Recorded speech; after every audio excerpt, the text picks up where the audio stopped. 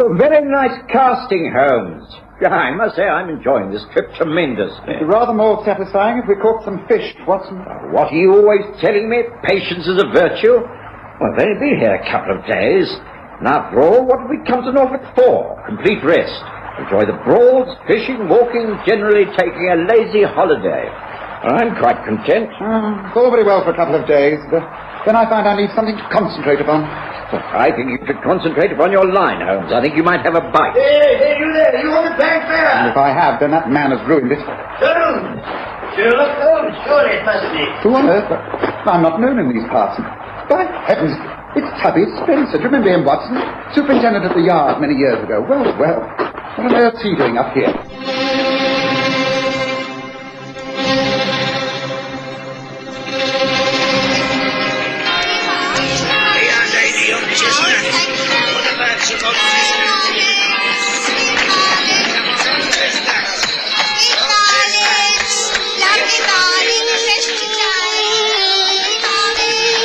We present the stories of Sherlock Holmes.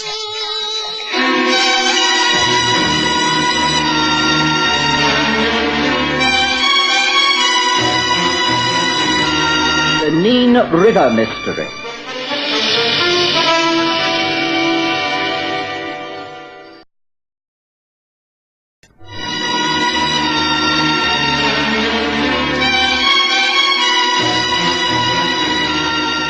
The summer of 1889 came very late, but it suited me quite well, for I'd been busy the whole of August, and it wasn't until September that I had time on my hands.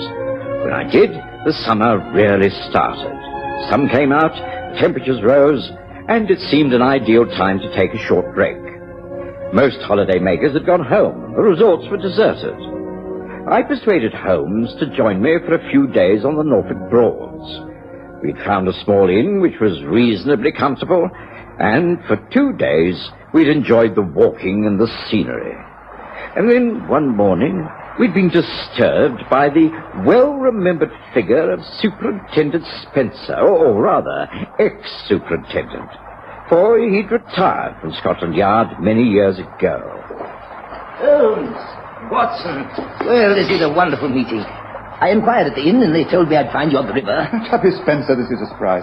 Good to see you. Hey, Watson? Yes, certainly is. You're looking well, Superintendent. Oh, no titles, please. I gave that up years ago. I've just played Spencer, or Tubby, if you like. What are you doing in these parts? The wife and I bought a pub when I retired. The Anglers' Rest at South Wootton, near the mouth of this river. Nice spot. We're well content there. How did you find us? Oh, your fame spreads far and wide, Holmes. Once I'd heard the name Holmes, and the description of a tall, angular fellow who walked the fens in a deerstalker hat, accompanied by a burly fellow who was a doctor. I knew who it was. Well, it's splendid to see you again after all this time. Good to see you. Tell me, are you satisfied with your stay at the local inn? It's the Wheat Sheep, isn't it? Yes, that's correct. I think we can say that they're making us comfortable there. Don't you agree, Holmes? Oh, yes, I've no complaints. But perhaps you have a reason for asking that question, Tuppy. Although South Wootton is but a short way off, you've travelled here at some haste to find us, have you not? Now, how did you know that? You were always a very careful dresser. Your outfit is still smart. You've not become slovenly in any way. Yet your boots are badly tied, your socks don't match, and your tie is inside out. You dressed hurriedly. You've even taken to horse to reach us, hence the riding crop in your hand. Why the haste, Tubby? Something wrong? I can see that you are just as observant as ever, Holmes. Yes, I heard that you were here for but a few days, and I was anxious to see you before you departed. Well, we've a couple of days more left of the holiday. You needn't have hurried. Oh, that's good. Then perhaps I might make a suggestion. If you care to see a little more of the district, why not leave the Wheat Sheep and come across to my place? Well, there is free accommodation for you at Fisherman's Rest. My wife will be glad to meet you. She's a rare cook, I can tell you. And you'll have plenty of time to explain to us just what it is that's worrying you. What is it, Tuppy? You say that you're no longer a member of the force, but you're still interested in crime, aren't you? And it is a crime that you wish to discuss, isn't it, Tubby? Tubby Spencer simply grinned and inclined his head. And that was enough for Holmes. He had exhausted all his interest in fishing. The mention of the word crime was a bait far more attractive to his mentality. Within minutes, we'd gathered together our fishing gear and were on our way back to the inn. By lunchtime, we'd been taken by donkey cart across the fenlands to South Wootton. The Fisherman's Rest was in every way superior to the inn we had just left. Mrs. Spencer made us very welcome. After a fine meal, we retired to Tubby's parlour, where we lit our pipes and sat near the open windows that looked out towards the river's mouth. Well, come on, Tubby. This is the ideal time to explain what it's all about. Well, now, Holmes, you've got to understand that South Wootton is a very small place. Not much goes on here, and the population is sparse. So, as most villages, gossip is part of the day-to-day diet of most folk. But recently, something has happened that's caused a real stir. 2 people, a man and his wife, have simply disappeared. Disappeared? Margaret and Bill Easton. Well, they live in a large cottage right up near Goose Fen. They've been married some 8 years. She was born and raised here. He's a Londoner she met and brought up to Norfolk after their marriage. He got a job as a salesman in King's Lynn. He's been doing very well. There was talk of him opening his own business, and then something must have happened. The plan was abandoned. Bill used to go away on trips connected with his work. Left 3 days ago, they both did. No one's seen them since. But 3 days is no time at all. They could turn up at any moment. What makes you think that anything is wrong? Surely it's far too early to become anxious in any way. Oh, I hope so. That's why it's not been reported officially. But the Eastons have always been a bit of a mystery couple. Keep themselves to themselves. And this mystery has been borne out by Luke Merivale. Who's he? He's their lodger. A rum sort of cove. He arrived in these parts about a year ago. Works at the local garage as a mechanic. Oh, there's nothing known against him, but he's not liked. Bit of a snooper. And hasn't made friends except with a few poachers and the like. A rumour has it he's a bad lot, but as I say, there's nothing known against him. Anyway, he's very upset about this disappearance. He says there's been foul play of some kind. On what facts does he base these suspicions? Look, why don't you let him tell you himself? He's always calling in a bar in late afternoon for a pint. You get talking to him. He'll tell you everything. I'm sure he will. He's a tall, skinny bloke. A bit servile, but he will talk. I am very pleased and honoured to meet you, Mr. Holmes. It's a great day for Southwood. A great day, famous detective. Thank you, but Dr. Watson and I are simply on holiday. This is in no sense a business visit. You must always be able to give a little advice upon criminal matters. Can't help being interested, I'm sure. For instance, now, my landlady and her husband, perhaps you've heard, strange goings on in our place at Goose Fen. Mr. and Mrs. Easton, I'm sure they're in great trouble. Well, that's if they're still alive. Oh. Tell me more, Luke. Come, let me fill your glass and then tell me what the mystery is all about. Tubby, can we have the same again, please? Coming up. Oh, thank you kindly. Well, now, it's this one. I've been boarding at the Eastons for nearly a year now, and I was quick to realise quite a few things. One was that Bill Easton had trouble in the past. He'd done time, like, been in jail. Oh, yes, I can recognise an old lag, all right. And it seems that she, that's his wife, had met him just after he came out. Something to do with a charity meeting. They fell in love, and she brought him here to South Wootton, and he went straight. Nothing wrong in that, of course, but, well, he paid the price for his crime, embezzlement or something it was. Anyway, some months ago, I happened to come down to my bedroom, and they was in the parlour. I was going out and went up the passage to get me cab that was hanging on the wall stand. I couldn't help hearing what they were saying. I didn't listen on purpose, mind. I couldn't help it. Bill, what are we going to do? We can't go on like this. We've been paying out money regularly for months. I know. Morgan, I shouldn't have started it. Should have had the guts to define from the very beginning. But I thought he would honour his word. He swore that if I gave him a few $100, then he would go abroad, leave us alone, instead of which he's still here. Well, we could go to the police. Blackmail is a foul crime. But then it would all come out anyway. There isn't anything he could do if he talks. I'll just have to find some cash somewhere. When I give it to him, I'm going to tell him it's the last he's going to get. He can do his damnedest. Oh, Bill, will it do any good if I saw this man? No. Now, Adam West is a foul and violent man. I don't want my wife to be involved with him. But I am involved, I am. All my savings have gone to that swine. It's not fair. It's not fair. Don't cry, darling. Don't cry. So you see, I knew that Bill and Margaret Easton were being blackmailed by this man called Adam West. Who he is or where he lives, I can't say. Anyway, it accounted for the strange sort of atmosphere that's been in the house. And then, only a couple of nights ago, I was going upstairs when I overheard them talking once again. This time it scared me a bit. I knew he kept a revolver in his bedroom, but I'd never seen him use it. I'm going to put a stop to this, Marge. Even if I have to use this. Bill, no. No, you can't. You can't think of such a thing. The man is a coward. I know in his heart he is a coward. No one would have done what he has unless he's a rotten coward. This will scare me into silence. I know it will. I'm meeting Adam West late this evening. And I'm going to put a stop to this once and for all. Bill, don't, please. Let me try. Let me meet him, please. Please. So you see, Mr. Holmes, it is clear to me that Bill and his wife both went off to tackle this blackmailer, Adam West. They had a gun and they was going to meet him.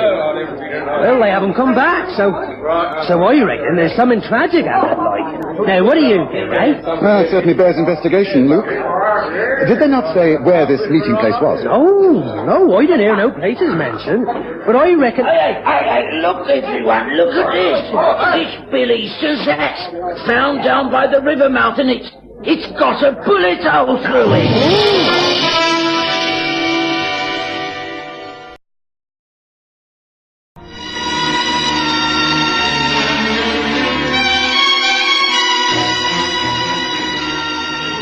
It's difficult to describe the sensation that broke out in the bar of the Fisherman's Rest. The man who had entered holding a large countryman's hat was Silas, well known in those parts as a casual worker during the day and a poacher at night. But for once, his poaching activities were not under question. He approached the bar and threw the hat onto the counter. Tubby Spencer picked it up immediately. Yes, this is Bill Easton's all right. Got his initials inside. Recognize it anywhere. May I see that, please? Yes, there is a bullet hole, all right. Holmes, you think this Someone must go for the police. This must be handed over to the police at once. Police?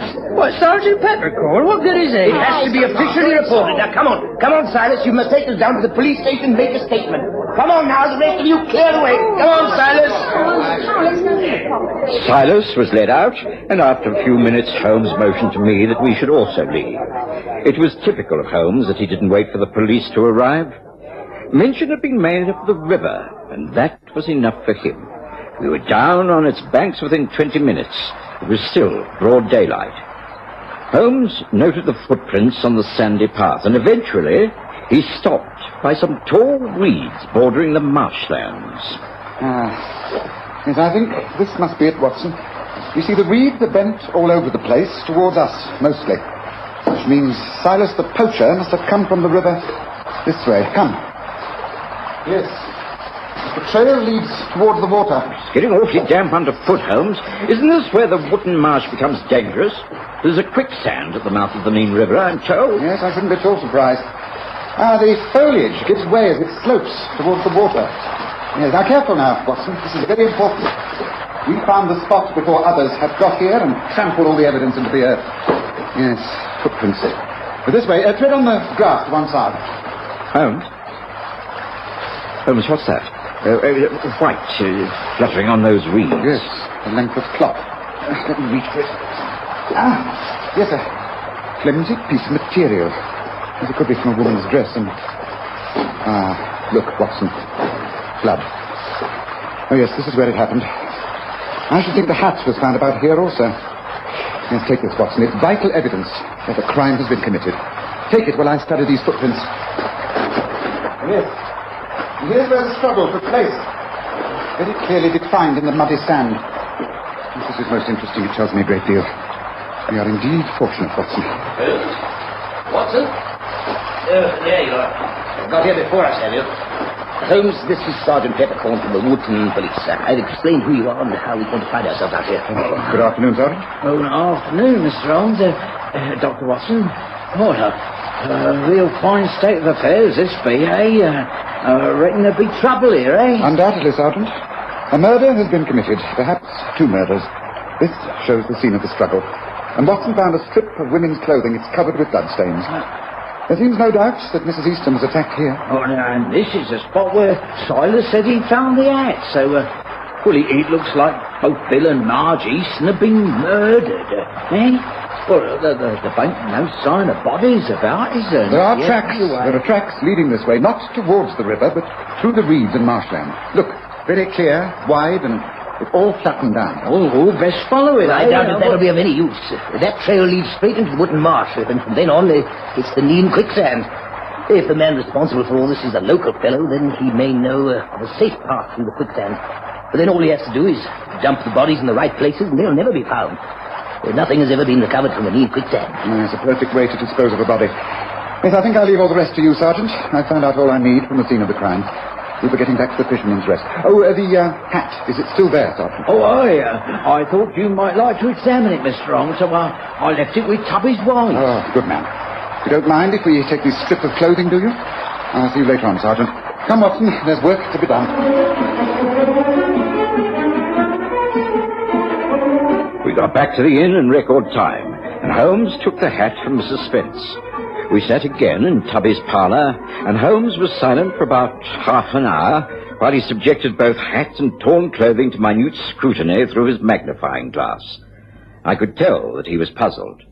By the time Tubby Spencer returned, he was sitting quietly puffing at his pipe, lost in thought. Well, at least I didn't bring you over in a wild goose chase, Holmes. Oh, no. The goose at Goose End is not wild, Tuppy, but extremely clever. The man called Adam West, you mean? Yes, I agree. Of course, Sergeant Peppercorn has got in touch with headquarters at King's Lynn. They will have notified Norwich, and the country police will be over here before we know where we are. Oh, I don't think I wish to get involved with them, Tubby. We've got quite a way ourselves. We were almost in at the kill, as it were. Are you agreeable to carry on with this as a private investigation? Oh, I'm a private person now, not a Scotland Yard man. Yes, of course. Then it'll be a pleasure to work with you again. Ah, good. Now, what are your thoughts about this up to the moment? Well, on the face of it, it appears that Bill Easton went out to keep the rendezvous with Adam West, who had been blackmailing him. We know he was armed. I should judge that his wife followed him. There was a confrontation down by the river. Perhaps Easton pulled a gun and tried to fire at West. His wife intervened. There was a struggle. West shot Easton. Then after another struggle, in which Margaret's clothing was badly torn, he overpowered her. He threw her into the quicksand and disposed of Easton's body in the same way. Yes, that is a workable theory. But you don't agree with it? Oh, no, not at all. Then might I ask what your thoughts are up to this moment? I'd sooner keep them to myself for a while. They're rather disorganized, and I hate rambling thinking. What about you, Watson? I have to agree with Tubby. There's only one thing that I'm not sure about. What's that? The lodger, Luke Merivale. He's a shifty sort of man. I wonder if his evidence is to be trusted. We've only his word for it that these conversations he overheard actually took place. For all we know, there might not even be a blackmailer called Adam West. Splendid thinking, Watson. That's really very astute of you. Full marks. Oh, thank you, Holmes. You see, if his story's correct, then why didn't he move before? Why, for instance, if he is an inquisitive type of person, and he obviously is because he eavesdrops, didn't he follow Easton and his wife and check up on their movements on the night of the crime? Why, indeed. Of course, he might have been too scared. Or he might be even more involved. Lodgers have been known to disrupt domestic harmony, you know. Well, it's worth thinking about, Holmes. Wrong, Watson. Totally wrong. You are, in fact, both wrong, but it is getting late. I suggest a little light supper and an early night. Tomorrow morning we can resume our investigations. I shall first send off a telegram to your old firm of Scotland Yard, Tubby. And in the morning I suggest a trip to King's Lynn. King's Lynn? But why, Holmes? Easton's place of work. I think we might be able to pick up a few missing threads from quite an opposite direction. Meanwhile, your wife tells me there is cold game pie and cider for supper. Shall we join her in the kitchen, Tubby?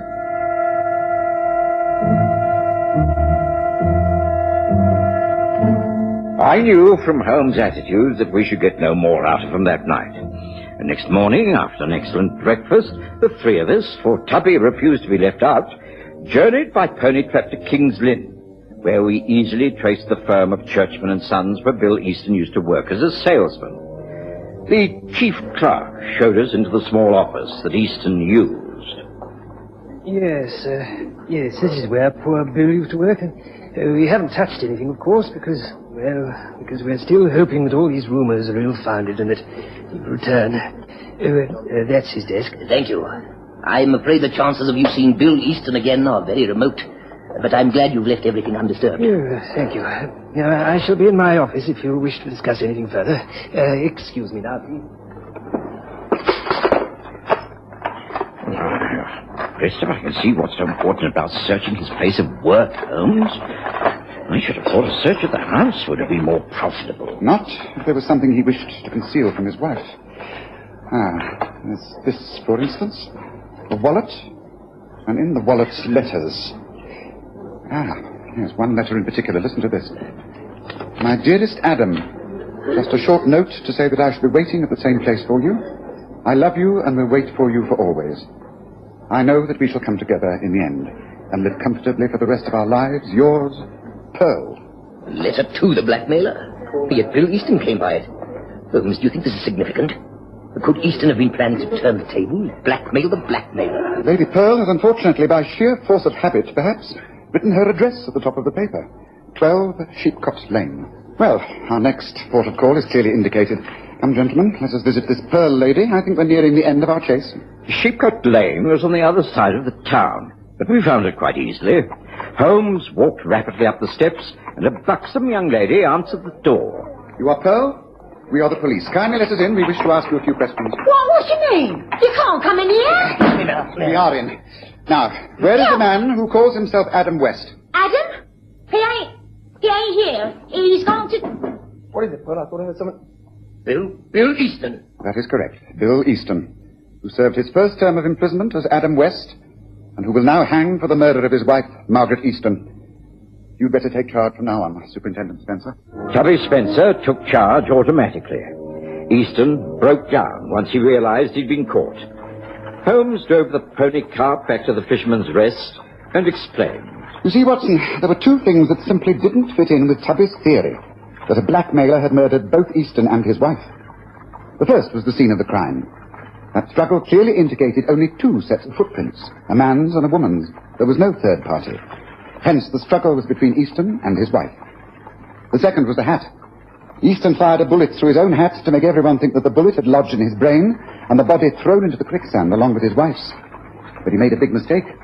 He fired the gun from inside the hat so that there wouldn't be a hole on the other side. There was clear evidence of the powder burns inside. Hence, no murder. Yes, he'd invented the character of Adam West as a blackmailer, threatening to reveal his criminal past in order to drain away his wife's savings. He salted them away with his own money in order to run off with Pearl, his latest mistress. Scotland Yard confirms that he was both Adam West and Bill Easton. Well, I've had a very enjoyable fishing trip. It ended with quite a satisfying catch after all, didn't it, Watson?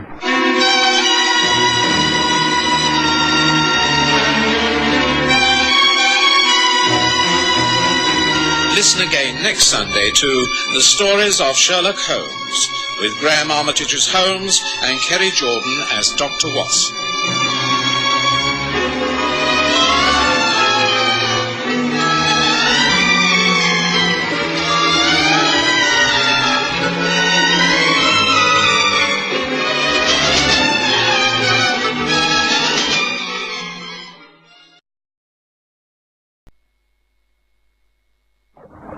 Very nice casting, Holmes. I must say I'm enjoying this trip tremendously. It'd be rather more satisfying if we caught some fish, Watson. What are you always telling me? Patience is a virtue? Well, I've only been here a couple of days. And after all, what have we come to Norfolk for? Complete rest. Enjoy the Broads, fishing, walking, generally taking a lazy holiday. I'm quite content. It's all very well for a couple of days, but then I find I need something to concentrate upon. I think you...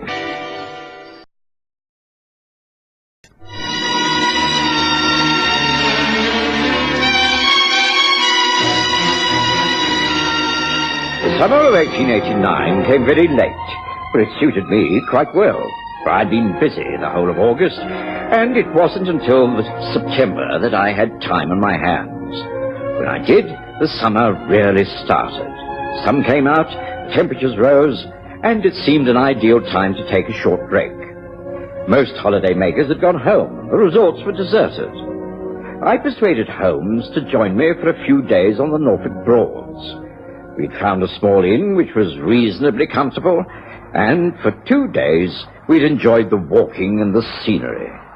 And then one morning we'd been disturbed by the well-remembered figure of Superintendent Spencer, or rather, ex-superintendent, for he'd retired from Scotland Yard many years ago.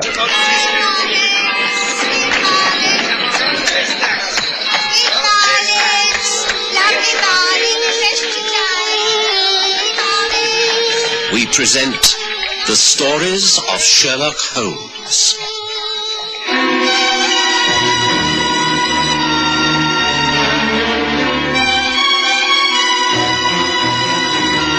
The Neen River Mystery. Should concentrate upon your line, Holmes. I think you might have a bite. Hey, you there! You want it back there? And if I have, then that man has ruined it. Holmes! Sherlock Holmes, surely it must be. Who on earth? I'm not known in these parts. By heavens, it's Tubby Spencer. Do you remember him, Watson? Superintendent at the Yard many years ago. Well, what on earth's he doing up here?